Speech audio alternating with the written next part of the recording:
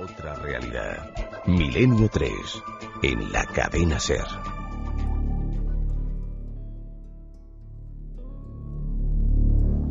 Primera noticia de actualidad, Carmen, importante. Decías tú que no habíamos dicho 7640 palabra milenio, ¿sí o no? Pues no lo habíamos dicho y sorteamos esos 4 libros. Estamos que lo tiramos, cansados, pero que lo tiramos. Hasta la próxima semana. El último día de la Feria del Libro, que le está preguntando a la gente, ya es el sábado por la tarde. Va a ser el sábado por la tarde, sábado día 11 por la tarde. A partir de las 6 de la tarde más o menos estaremos 6:30. A los que no habéis podido ir en estos días, pues firmando los libros, charlando con vosotros, lo que queráis. Si os queréis acercar para vernos, pues allí estaremos. A ver si hace menos calor. Y líneas abiertas, Iker 7640, palabra clave milenio, espacio y como siempre lo que queráis. Por cierto, vamos a ir con la dramatización del cadáver de Boisaca, todos preparados porque se ve que la última vez la emitimos hace más o menos un año y claro, mucha gente ha hablado a sus amigos de El extraño caminante. Antes de nada, Carmen, por favor, una noticia que me ha dejado perplejo porque teníamos noticias semejantes, informaciones parecidas en otros puntos de Europa, pero creo que aquí hace mucho tiempo, sí recuerdo algo en Málaga y en Vizcaya, en la zona de Balmaseda, que precisamente ayer estábamos por ese sitio. Vecinos de Banastas, en Aragón, en Huesca, denuncian haber visto un felino misterioso de gran tamaño. 3 vecinos de la población de Banastas, en Huesca, han denunciado que hace 2 semanas vieron en un barranco cercano un felino de grandes dimensiones que merodeaba por las inmediaciones de una charca y que huyó con gran rapidez al percatarse de su presencia. Ángel García, alcalde de esta localidad, remitió un escrito a la comandancia de la Guardia Civil de Huesca para alertar de la situación ante el riesgo que supone para los vecinos la presencia de un animal de estas características. Joaquín García, una de las personas que lo han visto, asegura que se trata de un gran felino, como un león o un puma, de gran zancada y envergadura, y que lleva unos 5 meses merodeando por la zona. Por su parte, Arturo Notiboli, jefe de Seprona, ha indicado que se han batido barrancos, carrascales y zonas de agua donde el animal hubiera podido acudir, pero de momento no se ha encontrado ni siquiera una huella. Esto nos recuerda noticias, como decíamos, en Australia, en Inglaterra y en España, en esos puntos. Bueno, pues 7640, si hay cualquier amigo de esa zona de Huesca que conoce la noticia, que ha visto lo que está pasando, pues nos podría contar un poco cómo palpita esa zona de España en este momento. Quizás sea alguna bestia que se ha extraviado de un circo, de algún espectáculo, pero la mayoría de veces, por lo menos según los testimonios, que era gente que no mentía, desde luego hablaban de un puma, algo más pequeño que un tigre, por ejemplo, pero cuidado, peligrosísimo, y más si se encuentra solo, si se encuentra acorralado en un entorno que no conoce. Grandes felinos están generando leyendas urbanas, están generando una historia que mucha gente piensa que son invenciones, pero no, puede que sea realidad. Sería bonito saber qué pasa con toda esta historia, como sería bonito saber qué ha ocurrido con muchas historias de desaparecidos. Los desaparecidos siguen siendo un tema casi tabú. Hoy Carmen me ha puesto a mí los pelos de punta cuando tenía un mazo de fotografías antiguas y me confesaba que desde hace muchos años nos interesa ese tema y que las fotos en muchas ocasiones siguen siendo las mismas.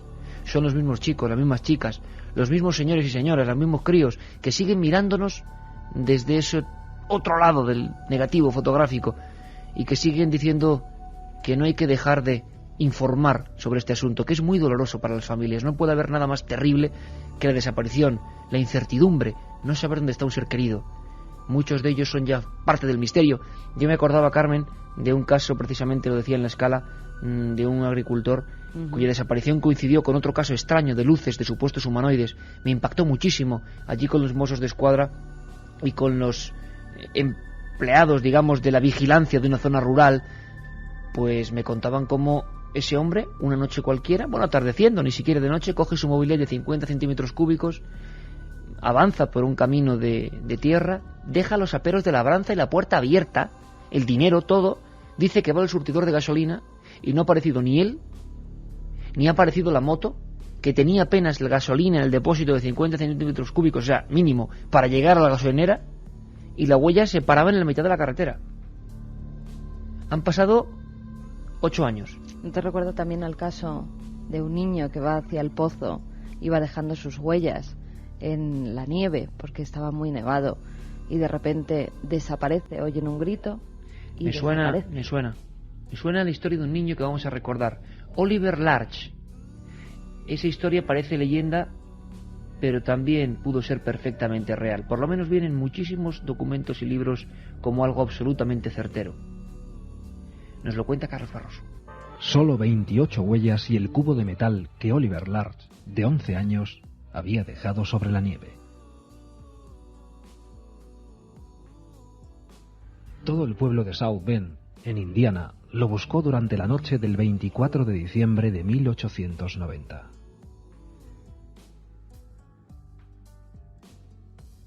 Había salido a buscar agua al pozo próximo a su casa.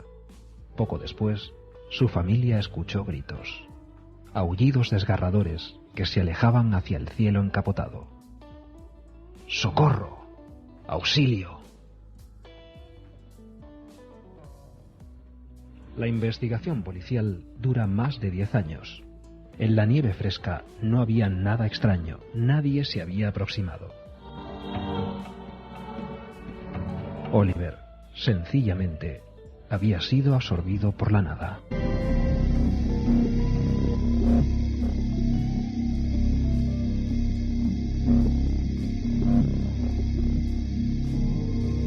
¿Qué le pasó a Oliver Larch? Muchos dicen que es el primer caso de desaparición increíble, imposible.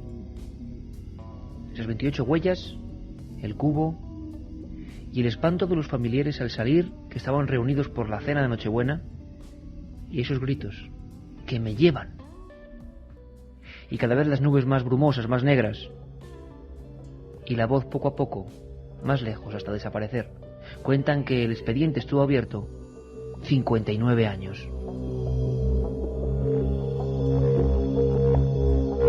A veces nuestros técnicos generan músicas que vienen que ni pintadas. Os presentamos hoy este nuevo fondo, que será habitual. Se llama, fíjate, curioso, Amnesia. Su autor, Carlos Nicolás. Y es que Amnesia parece que es lo que tiene el protagonista de la historia que en el especial de hoy de 10 a 11 bordea todo el misterio de ese pianista que tiene a todo el mundo intrigadísimo. Amnesia es lo que tienen muchos aparecidos. Cuentan el caso de Rudolf Fentz, aunque hay mucho que discutir en todo eso. Parece que puede ser un cúmulo de invenciones, pero fue una historia que en 1950, en el mes de agosto, generó miedo y terror.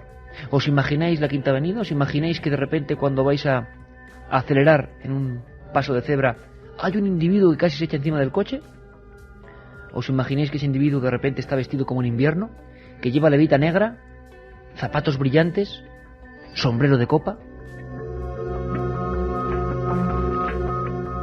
¿Os imagináis que cuando la policía ve el cuerpo inerte, muerto, encuentra unas tarjetas demasiado antiguas y dinero ya fuera de la circulación? ¿Quién es ese espantajo?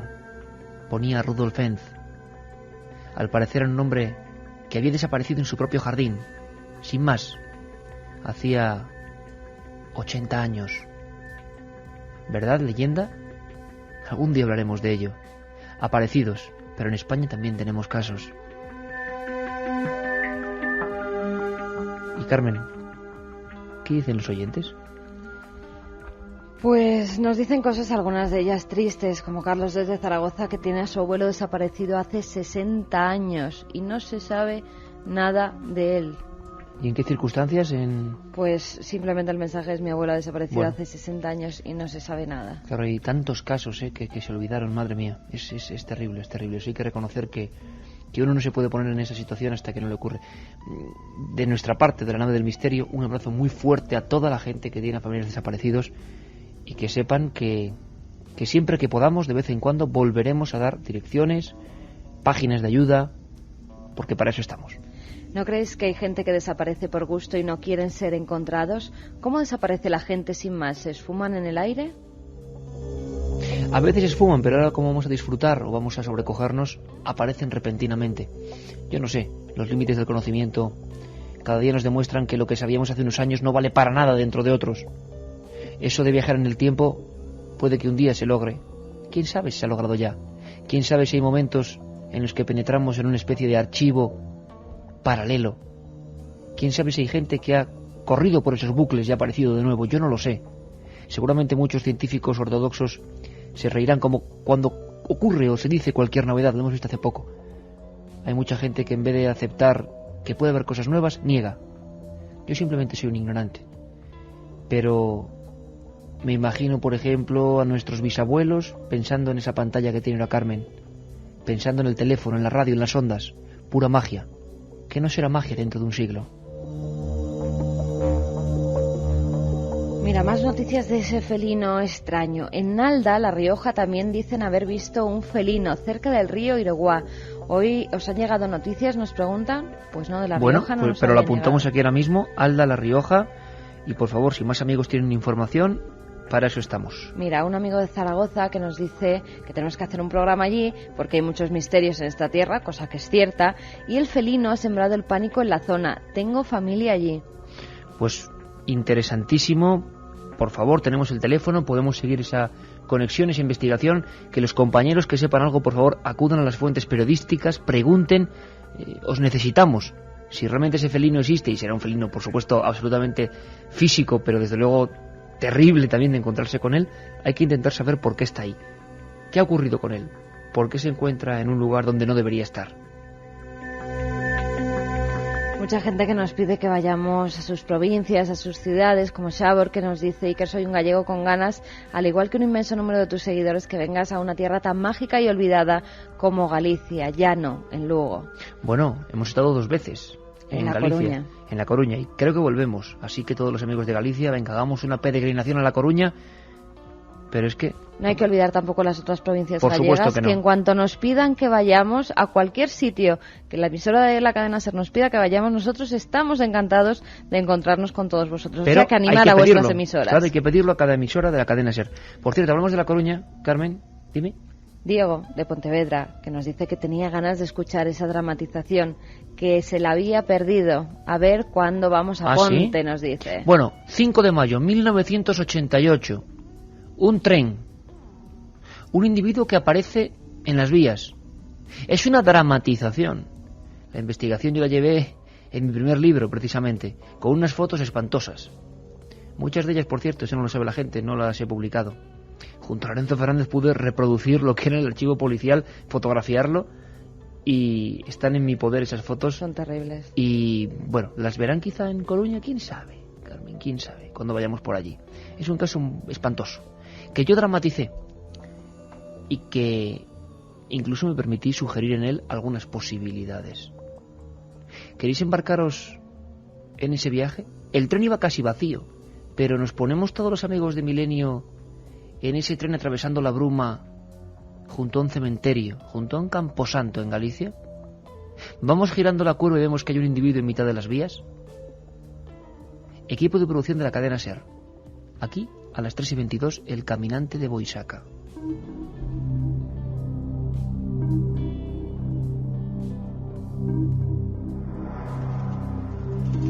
Había comenzado el mes de mayo y la noche era muy fría.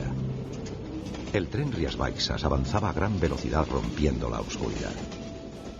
El convoy regresaba vacío de viajeros y solo el maquinista José Galán miraba los raíles a través del ventanal delantero.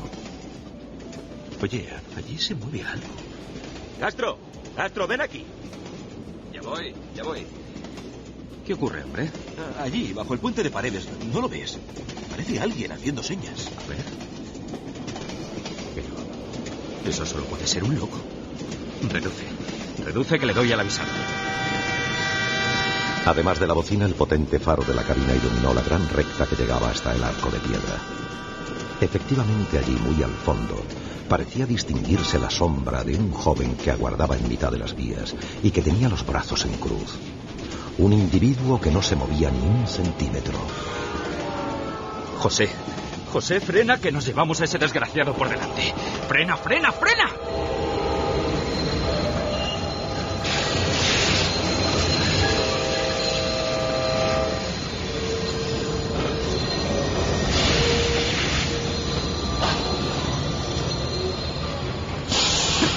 ¡Válgame Dios! ¡Si estaba aquí mismo! Pero tú lo has visto como yo. Lo has visto con tus ojos, ¿no? Sí, claro que lo he visto. No ha sido una alucinación. Era como un niño. Estaba aquí mismo. Cielo santo. Mira, voy a coger la linterna y voy a bajar a echar un vistazo. No, Castro, no. Ni se te ocurra. Allí atrás no puede haber nadie. Anda, vámonos de aquí. Vámonos, que presiento algo malo. Tranquilo. Igual es que se ha echado encima del tren y No. Este tío se ha esfumado antes de llegar. Y lo sabes como yo. Estaba en el centro de los raíles, en el centro mismo. Lo estábamos enfocando. Dios mío, se ha borrado delante de mis ojos. José, calma, por favor, calma. Tenemos que dar parte, sea lo que sea. Dios mío. ¿Central Renfe Galicia? Sí, diga. Somos del Rías Baixas. ¿Me escucha? Sí, le escucho. Miren, resulta que hemos visto un presunto suicida a la altura del kilómetro 8 que... ¿Qué? Oiga, ¿qué dice? ¿Oiga? ¿Pero con quién estoy hablando? ¿Qué pasa, Castro? ¿Qué pasa? No sé. ¡Demonio! Es como una interferencia que se cuela. Escucha. Oiga, ¿quién es usted? Oiga, esto no se corta. Voy a llamar ahora mismo a la policía ferroviaria. ¡Identifíquese! Sí. En la ventana. ¡Cielo santo! Dios mío. ¿Qué es eso? ¡Dios mío!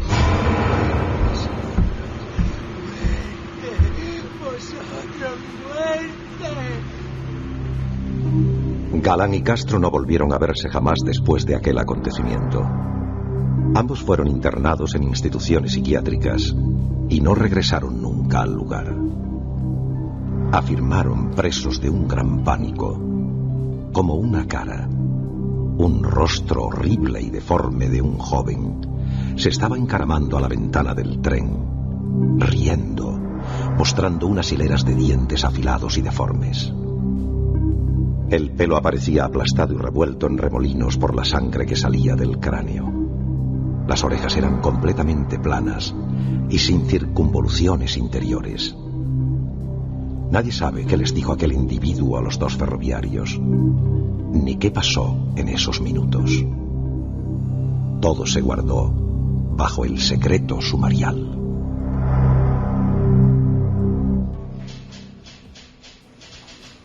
Ocho años después, un guardia civil se interesó por el asunto al encontrar unas fotografías en la sección de cadáveres sin identificar de la provincia.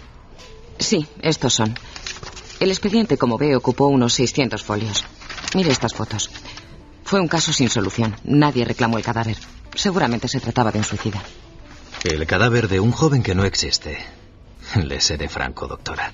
Algo no me encaja en estas declaraciones. ¿Usted asistió a la autopsia del atropellado? No, recuerdo que aquella noche llegó el cuerpo en una bolsa y que vinieron 3 militares a practicarla. Estaba partido en 2. Era un caso muy complicado, quizá no se fiaban de mí. Pero la verdad es que no se me permitió el paso. Estas imágenes son tan extrañas. ¿No se trataría de un niño salvaje? Esta mueca de dolor, estos dientes, ¿son todos incisivos? Efectivamente, una dentición completamente anómala. Se hizo un rastreo en profundidad, encabezado por el capitán de la policía científica, Gregorio Nozal, ¿lo recuerda? Descubrió que en esa recta hubo hace muchos años otras muertes misteriosas. Pero luego se retiró de la investigación. Y por cierto, mira esto. ¿Esas son las monedas que llevaba el cadáver? Sí, pero obsérvelas. El guardia civil quedó estupefacto. Aquel dinero ya no estaba en circulación desde hacía mucho tiempo. Eran piezas de los años 40 y habían aparecido en los bolsillos dentro del pantalón roído de un suicida, que además llevaba puestas unas zapatillas antiguas y una ropa que no parecía propia de esta época. Hay cosas que se me escapan. Ellos aseguraron haber visto aquella cara subiendo por la ventanilla. La describieron como algo vaporoso, inmaterial. Incluso aquí pone que hablaron con él. Pero, ¿por qué la transcripción de esa conversación falta en el informe? Bueno, con el paso del tiempo se han podido extraviar. Doctora, por el amor de Dios, ¿cómo es posible que le vieran si le acababan de pasar por encima con el tren? ¿Cómo iban a hablar con un muerto? Mire, le voy a ser sincera. A mí me dieron orden de guardar estos informes. La prensa quiso saber en su día dónde se enterró el cuerpo, que fue de los maquinistas, y me dejaron muy claro que no dijese nada a nadie. Solo recuerdo que una noche lo llevaron al cementerio y lo enterraron en la tumba 7621.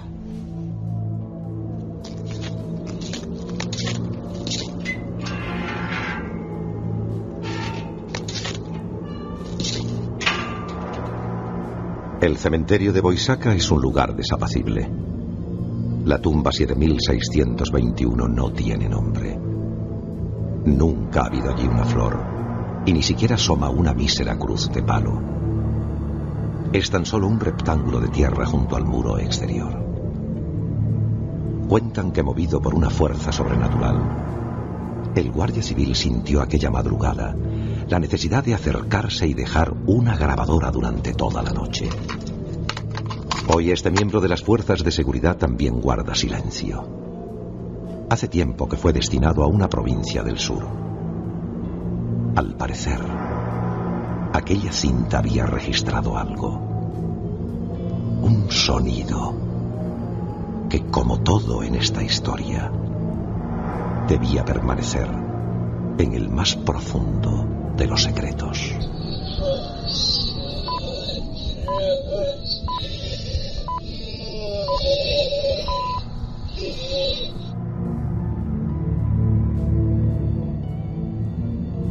Un viaje en busca del misterio. Milenio 3, en la SER. Bueno, los pelos de punta en el 7640, palabra clave Milenio. Ya sabéis que sorteamos esos 2 libros, 2 de la Iglesia y sus demonios y 2 de Camposanto, y que si os queréis acercar el sábado a que los firmemos a quien les toque, pues allí os los firmaremos. Vamos con lo que les parece a nuestros oyentes la dramatización. Estoy sentado y acabo de crecer 2 centímetros. Vaya con la dramatización, nos dice Iván desde Asturias. Foncu, espeluznante caso, no deja de asombrarme. ¿Puede ser un desaparecido en espacio-tiempo? Un fuerte abrazo. Estoy solo currando IA con Sergio de Benicarló, nos dice. Hola, milenarios. No vuelvo a salir sola. ¿Os acordáis de la desaparecida Gloria Martínez Ruiz? Nos decía María desde Alicante. Claro, hay muchos amigos que no han escuchado el programa porque ha sido casi un programa sorpresa. Iremos intentando, no hemos tenido tiempo ni siquiera de anunciarlo. Hemos tenido un especial hoy a las 10 de la noche. Y mucha gente pregunta por el niño pintor, por ejemplo. Sí, de Málaga. Hemos hablado del niño pintor, de las últimas investigaciones. Hemos escuchado al hermano del niño pintor lanzando un agónico mensaje. También sobre el niño de Somosierra llegan muchas preguntas. Si hay cualquier problema sobre ese programa, pues bueno, en la página web ikerjimenez.com, Guillermo León, nuestro webmaster y amigo, pues enseguida lo tendréis puesto. Y anunciaremos con tiempo los próximos especiales, Iker. Claro que sí. En la vigilancia de carreteras se pasa auténtico miedo escuchando nuestro programa. Hablando de carreteras, que hay mucha gente con oficios maravillosos vigilando la seguridad en las carreteras, en las autopistas. Bueno, pues un abrazo para Ernesto, por lo que él ya sabe, muy cerquita de Vitoria, nuestro querido amigo Ernesto. Un abrazo, amigo.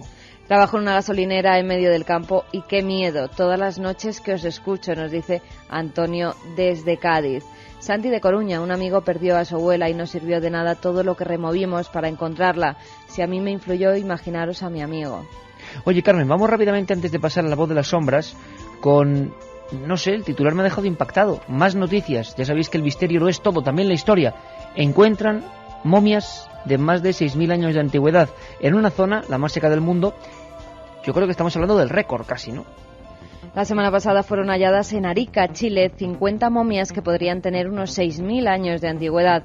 Según los expertos, pertenecen a la cultura chinchorro y son consideradas como las más antiguas del mundo. Las primeras momias fueron encontradas el año pasado, cuando el dueño del terreno comenzó a realizar excavaciones para construir un edificio.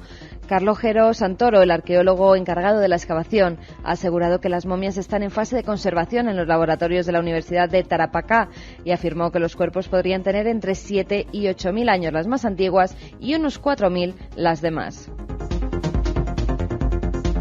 Santoro también declaró que las momias de Egipto son 2.000 años más recientes que las de Chinchorro, por lo que es la evidencia de momificación artificial más antigua del mundo. Fíjate que da la impresión de que Egipto y Chile, esa zona maravillosa, sequísima, eso es cierto, del desierto de Arica, donde hay además muchos secretos, muchos misterios, otras pistas de Nazca están allí, distintas, auténticas, se disputan, como digo, la antigüedad, y parece que de momento Chile gana esta apuesta. Vamos a cambiar el tercio, Carlos, vamos a meternos en la fiebre particular de nuestro compañero Javier Rodríguez, Y tenemos la suerte de que nuestros técnicos son creadores de músicas y espacios. Y Javier Rodríguez hizo esto, yo creo que con unos 43 grados de fiebre, más o menos, o 45. Estaba ya al margen de la realidad. Y lo hizo para esta sección, que hemos llamado, a pesar de su descanso, La voz de las sombras.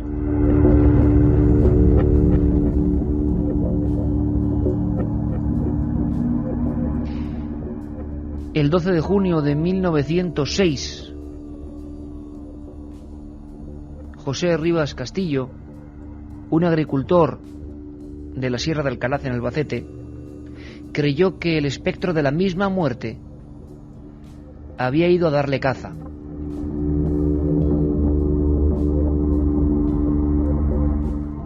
Una zona rocosa, inhóspita, pelada.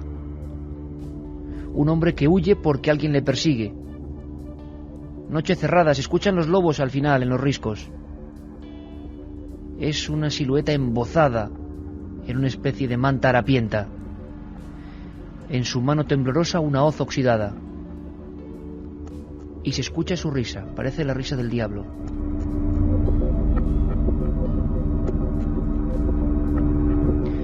Fue casi lo último que pudo ver. Una daga de metal, el pico de ese instrumento del campo, se clavó inmediatamente en la nuca. Le alcanzó.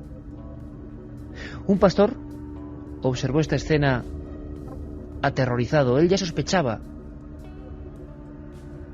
sobre la identidad del asesino. Un pastor se quedó como una estatua de sal. Ni un dedo pudo mover. Delante de él se acaba de producir un crimen. Uno más en aquella zona. Uno más en aquel tiempo. El embozado comenzaba a ser un problema de orden público. ¿Y os imagináis el momento en el que ese pastor, rígido, quiere huir pero no puede, cuando ve que la figura de la hoz se dirige hacia él? Cuando gira sus talones como si fuera un robot y empieza a subir la cuesta sonriendo. Cuando llegó hasta él, la figura se quitó su capuchón propio de un monje y con una voz que parecía la del mismo Satanás le dijo: «Ya sabes quién soy». El hombre ni respondió, solo temblaba. Acto seguido, aquella muerte encarnada en alguien se marchó diciendo: «Pues aquí no ha pasado nada». Historias como esta se contaron durante años en la Sierra de Alcaraz. El culpable, un hombre que no era un espectro, Francisco Ríos González. La historia de la criminología lo bautizó como el Pernales. Tengo en mi mesa ahora mismo una fotografía espantosa.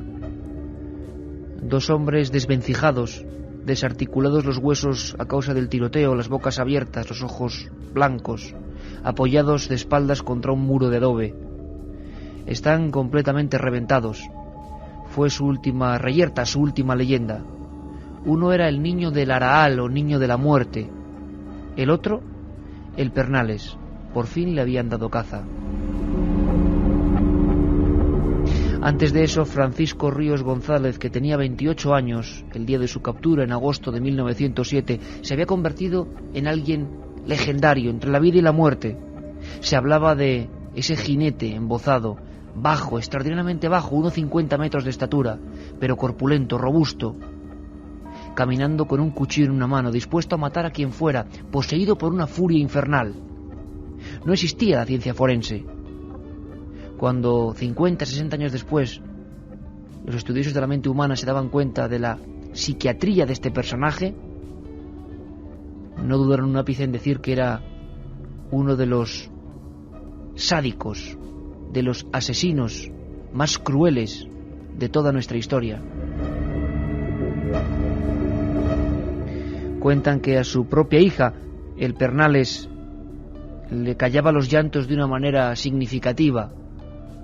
a la pobre niña Josefa de 2 años, cuando no dejaba de balbucear, le daba la siguiente receta. La cogía de los pies, cogía un duro de plata, lo calentaba al fuego y marcaba la efigie en la espalda de la niña.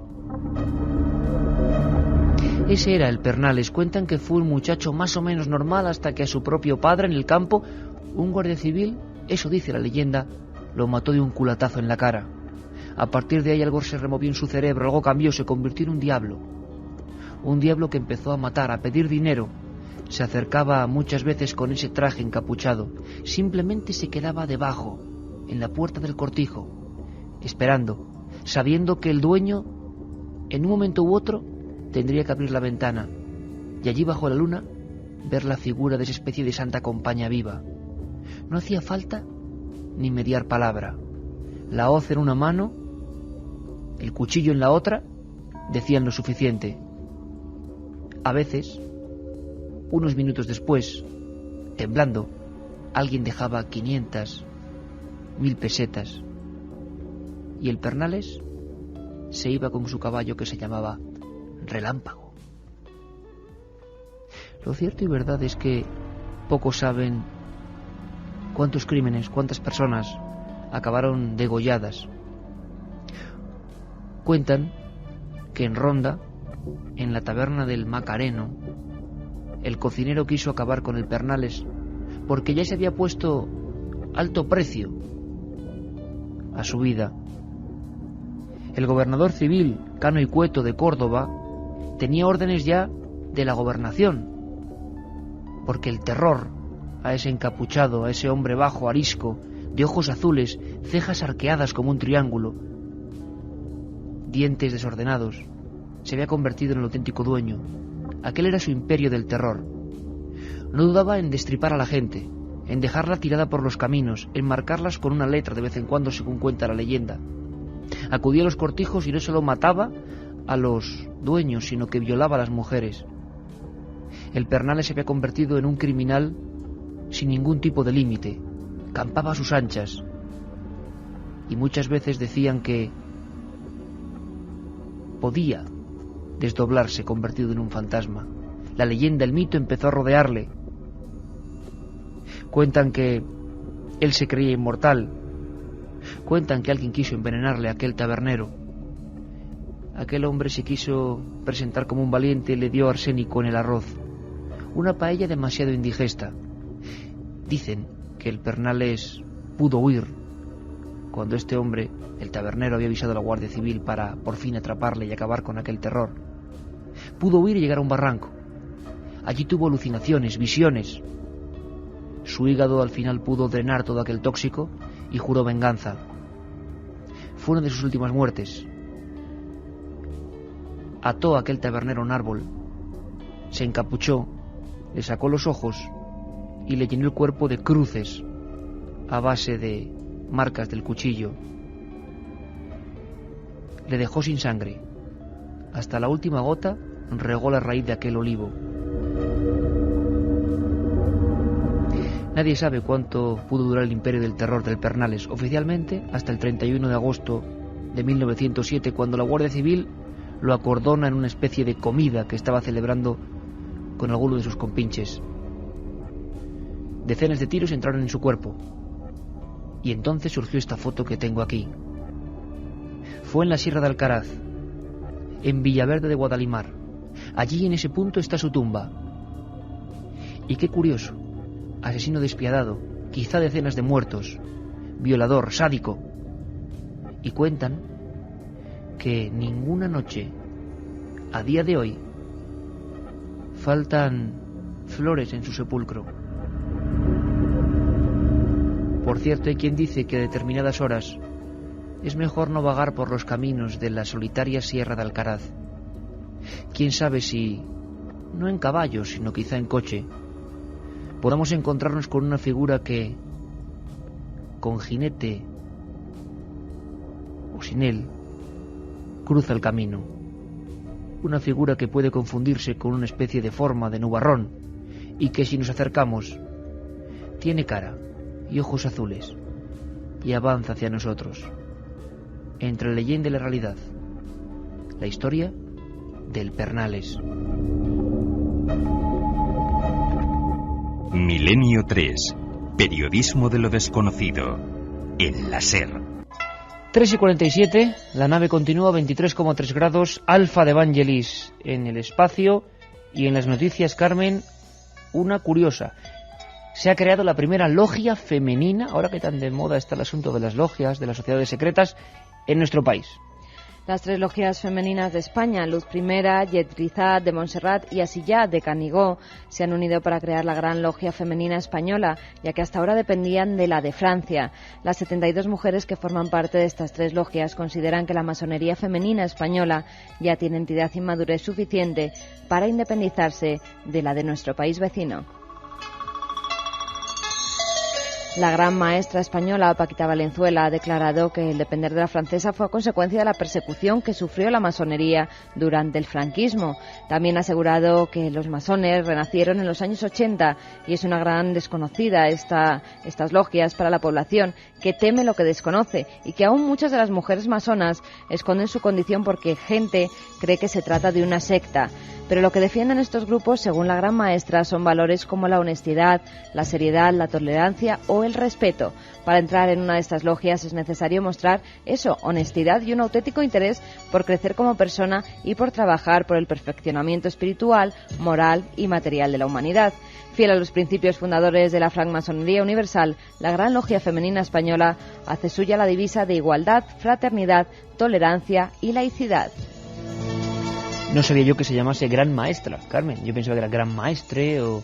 Claro, Gran Maestre es el Gran Maestre. Gran Maestra tiene que ser. Curiosísimo. Nunca se acuesta uno sin saber una cosa más. Lo que yo no sé si querrán saber nuestros oyentes es la parte de la leyenda urbana, que se ha convertido sin duda en una de las más populares. Pocas veces hacemos que coincidan leyenda y voz de las sombras porque ya es demasiado. Y hoy con dramatización, voz de las sombras y leyenda, creo que os lleváis el repóquer. Pero bueno, ¿todo preparado? Carlos, vamos con nuestra leyenda urbana que va, Carmen, de... Según nos la mandaba Sole, que es la persona que nos la ha enviado, nos ponía leyenda urbana Las Gemelas.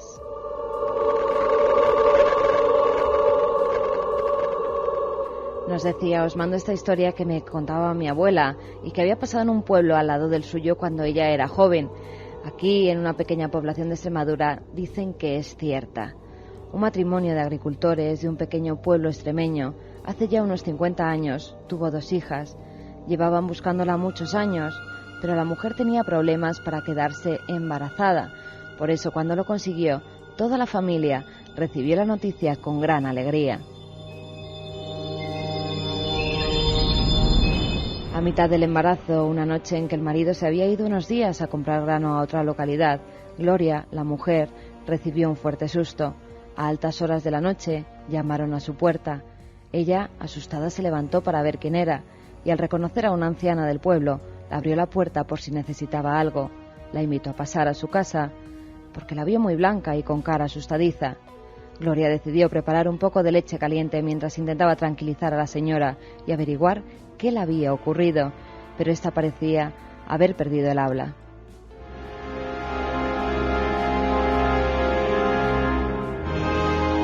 Cuando se disponía a servir las tazas, a su espalda oyó la voz de una mujer, esa mujer, la anciana, que la decía: «Tus hijas pagarán el daño que tu padre me hizo en vida».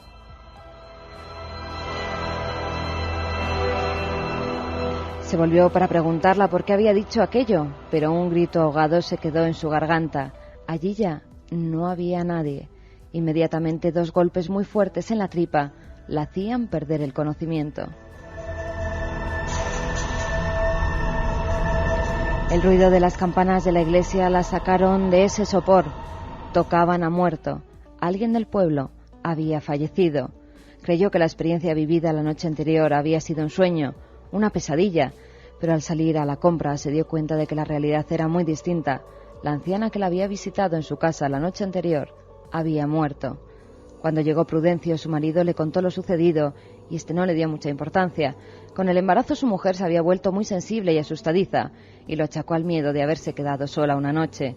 Con el paso de los meses, Gloria fue olvidando ese terrible acontecimiento, y más cuando tuvo en sus manos a las gemelas que durante 9 meses había llevado en su vientre.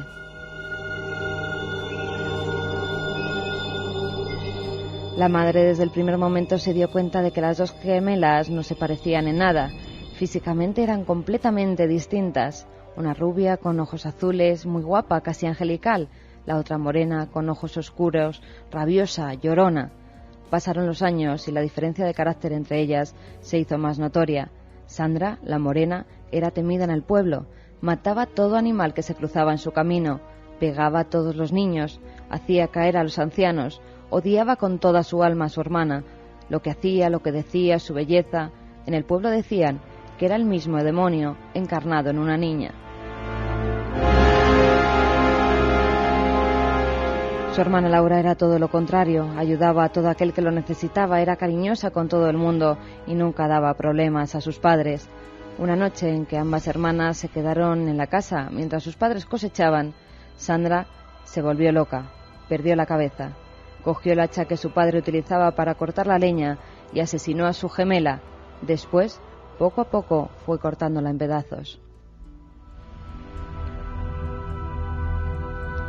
En un momento de lucidez y consciente de lo que había hecho, cogió una gruesa soga y se ahorcó en una de las vigas. Cuando sus padres regresaron, no se podían creer la escena que se encontraron. Al intentar descolgar a Sandra para ver si aún le quedaba un hilo de vida, vieron que tenía agarrada entre sus manos una nota que decía: tus hijas han pagado el daño que tu padre me hizo en vida, mató a mis gemelas y yo me he cobrado la deuda con las tuyas. Bueno, 3:54, hacemos otra larga cambiada, menos mal, porque hoy la verdad es que el programa, yo no sé cómo se habrá vivido en algunos lugares. Espero que nadie pasara por la Sierra de Alcalá y sobre todo espero que nadie se encontrará algunas gemelas caminando por la carretera o alguna cosa de este tipo. Madre mía, son las leyendas urbanas. Nos las podéis mandar. Estamos abiertos a cualquier historia de esas que juegan hábilmente en el límite entre lo cierto, lo certero y lo imaginado. Nessa desde Barcelona nos dice: en muchos lugares hay historias de ancianas, brujas siniestras y con sed de venganza. ¿Por qué será? Yo también he escuchado alguna del pueblo de mi madre, en Lérida. Hola, soy Dani de Alcora. Voy a estar mirando a mi espalda una semana entera. Óscar desde Zaragoza, que nos dice: seguir así, ya no hago la ronda. Iker, estamos oyéndote un compañero y yo, y me ha dicho que Rivas Castillo era familia de su abuela y le contó la historia. Y nos lo dicen José y José Vicente desde Ford. Qué curioso, muchos testigos. Además, es curioso porque el Pernales se convirtió también en una especie de leyenda y nadie quería declarar. Y muy pocos fueron los que después de su muerte, ya digamos menos asfixiados por el imperio de aquel demonio, pues sí que hablaron. Uno de ellos fue ese pastor paralizado que vio cómo mataban a otra persona. Qué escenas, qué tiempos, qué brutalidad. Mi apellido Pernales Valmorisco, vivo en Albacete. Vaya historieta para contar a mis nietos. En alguna ocasión, Carmen, recuerdas que hicimos un programa de los bandoleros españoles. Y como este programa por norma es desmitificador y no se casa con nadie ni con nada, hay una imagen arquetípica del tempranillo, de Luis Candelas, casi del bandolero amable. Hemos querido demostrar que no siempre ha sido así. Había bandoleros que merecen la pena en el sentido de ser, número uno, figuras, pero figuras de la criminalidad y el sadismo. Ahí no hay discusión. Uno de ellos, el Pernales. Manolo desde Málaga dice que desde que os oigo tengo prescrito un medicamento para la tensión. Y además este verano va a haber dramatizaciones, vamos a recuperar otras. Se avecina un verano caliente en el sentido del misterio y una próxima temporada ilusionante, amigos. Una próxima temporada con este equipo al completo. Y va a ser un placer estar con todos vosotros. Andrés, desde Dos Hermanas, Sevilla, nos dice: llevo mucho tiempo escuchándoos y hoy me habéis acongojado. Seguid así, abrazos. De todas formas, sigo pensando que la gente es que miran que le gusta pasarlo mal. Y ya sabéis que a veces hay que pasarlo mal, no está mal, pero también a veces hay que optar por los programas más curiosos, más asequibles al conocimiento. No todos son sensaciones, pero claro, la radio es un medio tan potente para escucharlo y para vivirlo que yo también os comprendo. Ya, pero tú esas cosas las dices porque no te pasa como a Lourdes de Vitoria, que varias veces al año viaja en el tren de las Rías Bajas y nos jura que a partir de ahora no va a estar tranquila. Esto fue en la curva no me olvidaré en la vida, porque cuando me hice la foto, hace 10 años ahora, Carmen, cómo pasa el tiempo, para aquel reportaje cubriendo por vez primera esa historia con las fotos, casi me pilla el tren por hacérmelo en aquella curva, que la foto está ahí, que no me lo invento, ahí en una esquinita, junto al puente de Paredes. Iker, mucha información sobre lo que puede ser el animal de Huesca. Estudiamos medicina en Huesca. En un periódico leímos que en octubre desapareció un tigre de un circo en Zaragoza. Podía ser que se desplazara 30 kilómetros en una noche. Lo del felino en Huesca es una hembra de puma que se escapó el año pasado de un circo y aún no la han capturado, nos dicen. Qué curioso. También.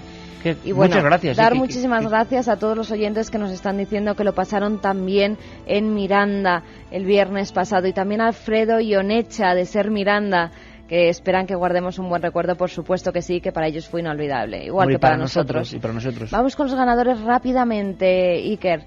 Susi dice: lo siento, pero la historia de Boisaca ha hecho que desconectar durante unos minutos la radio. Cuando lo oí por primera vez, luego me pasé una semana sin pegar ojo. Eso sí que no. Alfredo, por la zona hay miedo al felino. Tengo familia allí y a lo mejor hacen batidas en su busca. Otros mensajes nos decía que incluso llevaban helicópteros. Félix, mis hermanas son gemelas, una rubia y una morena. Os juro que esta noche no duermo. Y Ascensión, por Andalucía había muchos bandoleros. Nos vamos, abrazos.